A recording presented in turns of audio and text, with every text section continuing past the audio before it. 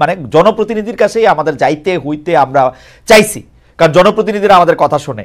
এইটা আমাদের পরস্পর বিরোধী হয়ে যেতেছে কিনা সেইটা আমরা সাকিব আপনার কাছে আমরা একটা পরস্পর খোকন ভাইয়ের কাছ থেকে আমরা 1 মিনিট খোকন ভাইয়ের কাছে যাওয়ার আগে আমি এইটাই বলে দিই। প্রথমত 20 সেকেন্ড আমি মনে করি আগেকার তত্ত্বাবধায়ক সরকার কিংবা 2007-08-এর যে একটা 111 সরকার, এগুলো যে কোনো সরকারের চাইতে এই বর্তমান সরকারের একটা গুরুত্বপূর্ণ পার্থক্য হচ্ছে এটা একটা জনগণের গণ অভ্যুত্থানের উপরে দাঁড়িয়ে এবং গণ অভ্যুত্থানকারী সকল শক্তির সমর্থনে গঠিত হয়েছে। বলে এইটা আমি গণতান্ত্রিক প্রক্রিয়ারই একটি অংশ সরকার মনে করি, আমাদের সমর্থিত সরকারই মনে করি। এই সরকারের কোন কাজগুলো আমাদের জন্য সে করবে প্রস্তুতি, সেইটা বিশ্বাস আপনার আছে, কোন কাজগুলো রাজনৈতিক দল এসে সম্পন্ন করবে। আপনি একটু জায়গা দেন খোকন ভাইয়ের কথা বলতে, রাইট? আপনি একটু জায়গা দেন খোকন ভাইয়ের একটু কথা বলতে জায়গা দেন, তাহলে মানে আপনার বিশ্বাস আছে, আমাকে ভুল বোঝার সুযোগ থাকতে পারে। খোকন ভাই বলেন। হ্যাঁ শুনুন, আমি যেটা শুন, রাজনৈতিক দল তো রাজনৈতিক নিজস্ব আদর্শ আছে, নিজস্ব কর্মসূচি আছে। তারপরেও যেহেতু এই সরকারটা আসছে অনেক ত্যাগের বিনিময়ে আসছে, 15 বছর সংগ্রাম আন্দোলন, ছাত্রদের, শ্রমিকদের, কৃষকদের, রিক্সাওয়ালা সবাই 1,500-2,000 আত্মহত্যা দিয়েছে। সুতরাং সবার ঐক্যবদ্ধ সরকার, অন্তর্বর্তী সরকার, এখান থেকে আশা করছে মানুষ দূরের সরকার আগে অন্তর্বর্তী সরকার কি সংস্কার কর্মসূচি তারা দেখছো এবং সেটা গাইডলাইন দিয়ে দেখ এবং জাতীয় ঐক্যমত সৃষ্টি করে রাজনৈতিক দলের মধ্যে। সোদের দল রাজনৈতিক দল ক্ষমতা আসতো, কিন্তু রাজনৈতিক দলের কাছে আমরা এই আশা কেমনে করব? রাজনৈতিক দল প্রথম কথা আমাদের অভিজ্ঞতায় নাই যে রাজনৈতিক দল অর্থাৎ বিএনপি এটা করবে, আমাদের অভিজ্ঞতা নাই। 90-এর আন্দোলনের পরে বিএনপি যখন ক্ষমতা আসে বিএনপি এটা করে নাই, বরং যা যা কিছু 3 দলীয় জোটের রূপরেখায় আমাদের আশা ছিল বিএনপি ঠিক তার উল্টা কাজগুলি করছে। দেখেন আপনি বলেন, আপনি শোনেন, বাংলাদেশে পার্লামেন্ট ফর গভর্নমেন্ট সংসদীয়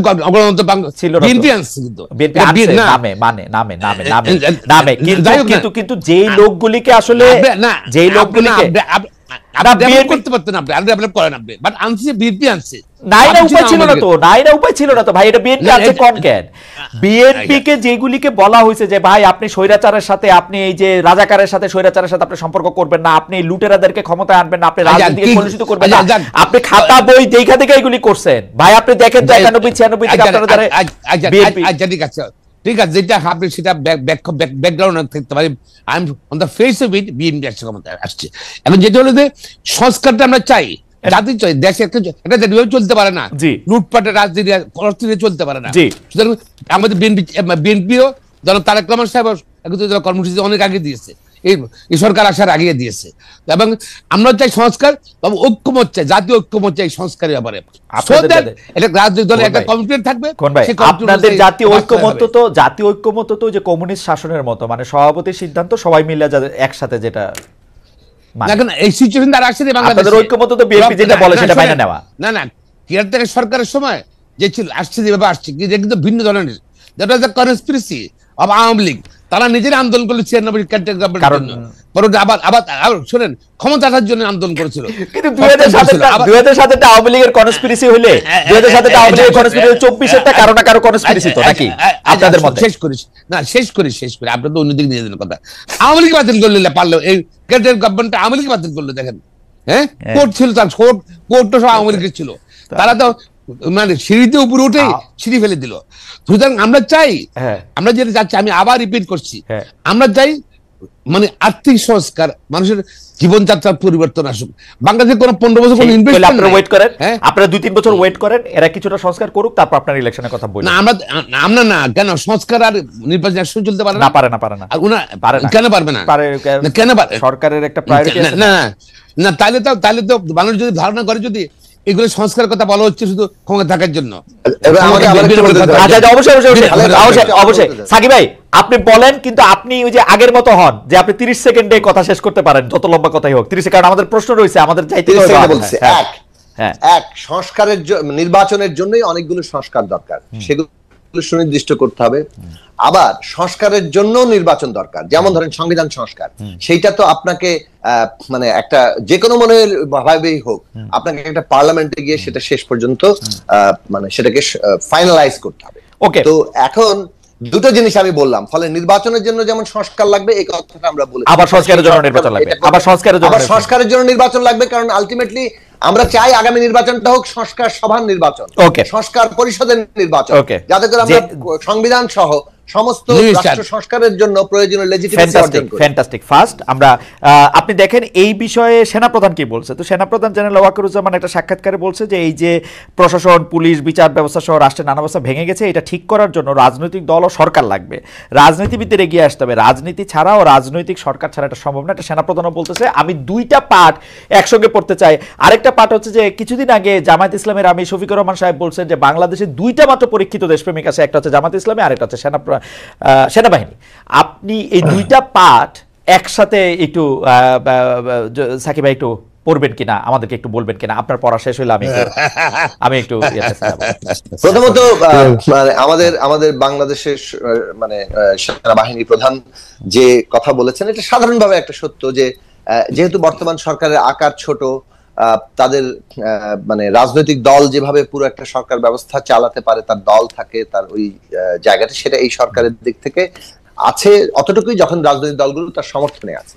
সেই জায়গায় যদি সমর্থন এবং সরকারের সাথে সংযোগের জায়গাটা যাতে দৃঢ় হয়, তার জন্য আমরা প্রস্তাব করেছিলাম। এখনো জাতীয় রাজনৈতিক সেই কাউন্সিল গঠিত হয়নি, যার ফলে অনেক ক্ষেত্রেই ব্যত্যয় ঘটছে, যার ফলে অনেক ক্ষেত্রে এই সারা দেশে আইন শৃঙ্খলা পরিস্থিতি নিয়ে সেনাবাহিনী যেভাবে উপলব্ধি করেছে তারা তাদের কথা বলেছেন।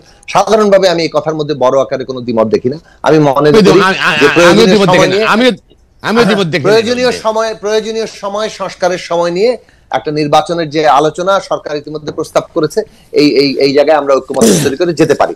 আমি আসি বরং জামাত ইসলামীর বক্তব্যে। আমি প্রথমত মনে করি যে এই বক্তব্য, জামাত যে কোনো দল নিজেকে শ্রেষ্ঠ দল, সাচ্চা দেশপ্রেমিক অনেক কিছু দাবি করতে পারে। জামাত যদি নিজেকে সেটা দাবি করতো, সেটা নিয়ে আমরা হয়তো আলোচনা করার কোনো প্রয়োজন দেখতাম না। কিন্তু জামাত যখন সেনাবাহিনীর সাথে মিলিয়ে এটা করেছে, যে সেনাবাহিনী 1971 সালে মুক্তিযুদ্ধের মধ্যে দিয়ে গড়ে উঠেছে, সেই সেনাবাহিনীর বিরুদ্ধেই তখন জামাত ইসলামী অবস্থান নিয়েছে পাকিস্তান সেনাবাহিনীর বিরুদ্ধে। এবং আপনি 6 সেপ্টেম্বর একটা বক্তব্য দেখবেন যে সেই সময় তারা বলেছিল যে পাক সেনাবাহিনী এবং জামাত ইসলামী হচ্ছে সেই একমাত্র দেশপ্রেমিক, গোলাম আজম সাহেব বলেছিলেন, এবং বাকিরা সব গাদ্দার, কাফের ইত্যাদি ইত্যাদি। এখন আপনি পাক সেনাবাহিনীর পক্ষ নিয়ে যখন বাংলাদেশের মুক্তি যুদ্ধের মধ্য দিয়ে যে বাংলাদেশ সেনাবাহিনী গড়ে উঠছে তার বিরুদ্ধে অবস্থান কেবল সশস্ত্রভাবে সমর্থন করেছেন, সেই দল এখন যদি বাংলাদেশ সেনাবাহিনীকে মিলিয়ে বলে যে আমরাই একমাত্র দেশপ্রেমিক, এটা মানে আপত্তিজনক, বিপজ্জনক বক্তব্য মনে করি।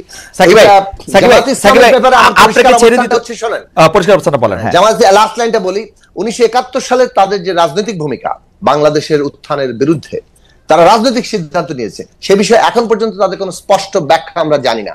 তাদের রাজনীতির ভুল, গণহত্যার কোনো না কোনো ফর্মে অংশীদার হওয়ার কারণে তাদের ক্ষমা চাওয়া, এই বিষয়গুলো এখনো না জানা বাংলাদেশের জবাবদিহিতাহীন রাজনীতির একটা বৈশিষ্ট্য। আওয়ামী লীগ একইভাবে জামাত ইসলামীর পথ অনুসরণ করে জুলাই বিপ্লবের এই নির্বিচার যে হত্যাকাণ্ড তারা করেছে, ন্যূনতম রিপেন্টেন্স, ন্যূনতম অনুতাপ অনুশোচনা আমরা দেখছি না। এই জবাবদিহিতাহীন রাজনীতির বিরুদ্ধে নতুন বন্দোবস্ত দরকার। ধন্যবাদ সাকিব ভাই, আপনাকে ধন্যবাদ। আপনাকে চলে যেতে হবে, আমরা আপনাকে ছেড়েও দিচ্ছি আসলে, কারণ চ্যানেল 24 আমাদেরকে এতক্ষণ সরাসরি সম্প্রচার করছিল, তারা এখন টপ অফ দ্য আওয়ার নিউজের জন্য চলে যাবে। আমরা সাকিব ভাই আপনাকে ধন্যবাদ জানাচ্ছি। তবে আপনি যে কথাগুলি তুলেছেন ব্যারিস্টার মাহমুদুদ্দিন খোকনের কাছ থেকে আমরা এই কথাগুলির ব্যাপারে একটু বিএনপির প্রেক্ষিতে এবং ওইটাও আমরা একটু জানতে চাইবো যে আপনার মন্তব্য কি জনাব মাহমুদুদ্দিন খোকন? না, প্রথম হলো জামাত ইসলাম যদি তার দল শ্রেষ্ঠ বলতে পারে পৃথিবীতে বা বাংলাদেশ, সেটা তারা বলতে পারে। সেনাবাহিনীকে দলে যদি যেভাবে কথা বলছে সেটা মনে হয় এটা উচিত। জাতীয় সেনাবাহিনী আমাদের জাতীয় সম্পদ সবার। আর শুধু দুই দেশপ্রেমিক বাংলাদেশ যারা দেশকে ভালোবাসে, দেশে যারা নাগরিক সবাই দেশপ্রেমিক আমি মনে করি। এইভাবে ঠিক না। এবং আমরা ন্যাশনালিস্ট, বিএনপি তো বাংলাদেশি রাজনীতি করে, বাংলাদেশি ন্যাশনালিজম রাজনীতি করে, ন্যাশনালিস্ট উইয়ার। বাংলাদেশকে মাকে যেরকম ভালোবাসি, বাংলাদেশকে আমরা আমার মায়ের মতো ভালোবাসি। সকল তারেক রহমান সাহেব বিশ্বাস করে, বেগম খালেদা বিশ্বাস করে, আমাদের সকল নেতা কর্মী একভাবে বিশ্বাস করি আমরা। বাংলাদেশ আমাদের জীবন। এটা পরিষ্কার। খোকন ভাই, আবারও একটু আমি যে মানে বিএনপির দ্বিতীয় শীর্ষ নেতা ভারপ্রাপ্ত চেয়ারম্যান জনাব তারেক রহমান সম্পর্কে জানতে চাই যে আমরা আসলে একটা গুজব এরকম প্রায় শুনি বা একটা কথা এরকম শুনি যে জনাব তারেক রহমান এখনো বাংলাদেশে ফিরে আসার জন্য যথেষ্ট নিরাপদ মনে করছেন না বলেই এখন পর্যন্ত তিনি লন্ডনে আছেন। এই বিষয়টি কি আসলে ঠিক কিনা? তার দেশে আসলে তার কোনো রকম হুমকি, তার নিরাপত্তার ব্যাপারে আপনারা আসলে কোনো রকম কোনো শঙ্কা আপনাদের রয়েছে কিনা? এই তামিদ, can you release Mr. Saki? Yeah, okay. ওকে জি আমি মনে করি না এরকম উনি বাই দিস টাইম গত 15 বছরে উনি পরীক্ষিত একজন নেতা হয়ে গেছে এবং বাংলাদেশের ধরেন এত অত্যাচার এত নির্যাতন বেগম খালেদা জিয়াকে চেয়ারপারসন তাকে শেষ করে দিবে, তারেক রহমান সাহেব শেষ করে দিবে, সব শেষ করে দিয়েছিল, বিএনপি শেষ করে দিবে, কিন্তু তারেক রহমান সাহেব বেগম খালেদা জিয়ার উপস্থিতিতে উনি অসুস্থতা বা জেলের উনি দলকে গছিয়েছেন এবং উনি অত্যন্ত জনপ্রিয়। জনগণের তার হলো শক্তি, জনগণের তার হলো ভরসা, জনগণের তাকে পাড়া দেবে। আমি মনে করি এর কোনো সমস্যা নেই, এর কোনো নিরাপত্তার অবস্থা বোধ করছেন না। আপনাকে অনেক ধন্যবাদ। সাকিব ভাই কি আমাদের সঙ্গে আছেন না সাকিব ভাই চলে গেছেন? সাকিব ভাই আরেকটা অনুষ্ঠানে যোগ দিতে হবে। সাকিব ভাই একটা লাইন কি বলবেন, আমরা শেষ করে দিব অনুষ্ঠান?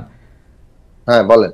না, সেটা হচ্ছে জনাব তারেক রহমানের দেশে না ফেরাটা বাংলাদেশের রাজনীতিতে কোনো প্রভাব রাখতে পারে কিনা, সেটা -1-2 অংশ কিনা, এরকম নানা ধরনের প্রশ্ন আমরা শুনতেছি, গুজব শুনতেছি, এবং তিনি নিরাপদ না বাংলাদেশে আসলে সেরকম শুনতেছি যে কোনো একটা প্রতিবিপ্লব বা অন্য কারণে তাকে হয়তো। আপনার টেকটা একটু শুনতে চাই। আমি মনে করি যে এই গণ অভ্যুত্থান নিজেই এইসব -2, -1, -3 কোনো কিছু এইসব রাজনীতির বিরুদ্ধে জনতার রায়। আমাদেরকে একটা গণতান্ত্রিক রাজনৈতিক ব্যবস্থা গড়ে তুলতে হবে যেখানে কোনো কিছু মাইনাস টাইনাস হবে না। জনগণ ঠিক করবে কাকে পছন্দ করবে কাকে পছন্দ করবে না, তার ভিত্তিতে রাজনীতি চলবে। সেই জায়গাটা ফলে আমি মনে করি যে তারেক রহমান সাহেবের কোনোভাবেই বাংলাদেশে আসার ক্ষেত্রে এখন এই ধরনের কোনো বাধা আমি দেখি না। ফলে বিএনপি ঠিক করবে তারেক। আচ্ছা, বাধা না দেখলে আপনি কি একটু রাজনীতি দেখেন? জনাব তারেক রহমানকে ওয়েট করতেছেন for something? Is there any politics behind it? আমার মনে আমি এক্স্যাক্টলি আমি জানি না। আমি মনে হয় যে বিএনপি ভালো উত্তর দিতে পারবে এটা। আমার কাছে মনে হচ্ছে যে যদি ম্যাডাম মনে হচ্ছে যে ম্যাডাম অসুস্থ, মামলাগুলো আছে, তিনি বোধহয় মামলা সাকিব ভাই আপনি হিসাবটা দেখেন। সাকিব ভাই মামলা উনি লন্ডন থেকে উঠে যাইতেছে, বাংলাদেশ আসলে কি হবে? না শুনেন, মামলা শেষ হয়ে আসছে, মামলা এই ব্যাপার না। ম্যাডাম তো অসুস্থ, সম্ভবত ম্যাডাম